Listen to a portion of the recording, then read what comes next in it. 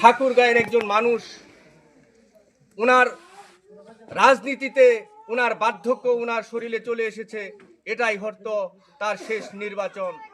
তাই আপনাদেরকে অনুরোধ করব, আহ্বান করব, যে মানুষটি গণতন্ত্র পুনরুদ্ধারের জন্য, মানুষের বাক স্বাধীনতা পুনরুদ্ধারের জন্য, মানুষের ভোটের অধিকারকে ফিরিয়ে দেওয়ার জন্য যিনি 113টি মামলা খেয়েছেন, বারবার তাকে জেলখানায় যেতে হয়েছে, বারবার তাকে কারারুদ্ধ করা হয়েছে, এই বয়সে তাকে জেল থেকে বের হতে হয়েছে, জেলে ঢুকতে হয়েছে, আর সেই মানুষটি আমাদেরকে গণতন্ত্র ফিরিয়ে দিলেন, মানুষের ভোটের অধিকার ফিরিয়ে দিলেন, আমাদের বাক স্বাধীনতা ফিরিয়ে দিলেন। আজকে যে আমরা এখানে বসছি 2014 সালে, এক নায়কতন্ত্র, ওর পক্ষে বললে আপনি ভালো, ওর বিপক্ষে যদি বলতেন তাহলে আপনার অস্তিত্ব থাকবে না, ঠিক কি না? আপনার বিরুদ্ধে মামলা, আপনার বাসায় পুলিশি হামলা, কত কি। বন্ধুগণ, আজকে আমাদেরই প্রতিপক্ষ, যারা আমাদের সাথে দীর্ঘ 25 বছর 20 বছর রাজনীতি করেছিল, তারাই আজকে বাংলাদেশে প্রধান বিরোধী দল। সেই প্রধান বিরোধী দলটার নাম কি সবাই জানেন তো নাকি? জানি। জামাতি ইসলাম।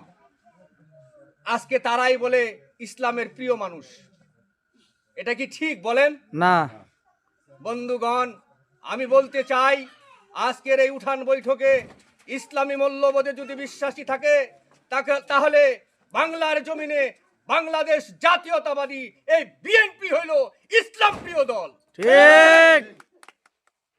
বন্ধুগণ, ইসলামকে নিয়ে যারা ব্যবসা শুরু করতে চায় এই বাংলার জমিনে, এটা ইসলাম প্রিয় মানুষ কোনোদিন হতে দেবে না। তাই আপনাদেরকে অনুরোধ করি, ধর্মের দোহাই দিয়ে, ইসলামের দোহাই দিয়ে যারা আজকে রাষ্ট্র ক্ষমতায় যেতে চায়, তারা এই 17টি বছর কোথায় ছিল? 17টি বছর তো আমাদের সাথে তারা রাজপথে ছিল না। আজকে তারা আমাদের বিরুদ্ধে কটু কথা বলে, আজকে তারা জান্নাতের টিকিট পর্যন্ত মানুষকে দিয়ে দেয়।